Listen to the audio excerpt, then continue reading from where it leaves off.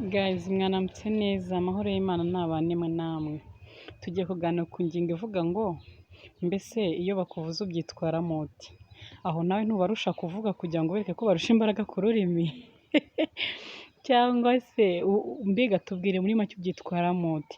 Dore inama y'umunsi y'ukuntu wabigenza niba uri mu gihe cyo kuvugwa n'abantu, ntawe ukundwa na bose inshuti zanjye, kandi bakuvuga ntukumve yuko ari ijuru ryamanutse cyangwa ari ibintu bidasanzwe. Oya, ni ibintu bisanzwe, kuko uvuga ni bimwe mu bintu byagutera imbaraga z'umutima, kumenya uko abantu bagufata no kumenya uburyo wabitwaramo.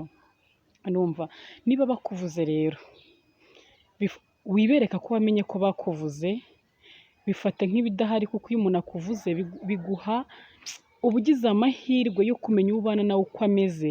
Ubutaha iyo akugarutse imbere arakomeza akakwishushanya ariko wowe umuzi, bigatuma umenya ubwenge. Ni ukuvuga ngo niba umuntu akuvuze bituma umenya ubundi bwenge bwo kumenya uko ugendana n'uwo muntu, kandi wimwicaho, ahubwo iga indi strategy umurusha ubwenge kurenza ubwo yakurushije yirirwa gutaranga, yirirwa kuvuga, yirirwa kugendaho. Guys, maze iminsi mbabwira ngo turwanye agasuzuguro, mureke turwanye agasuzuguro.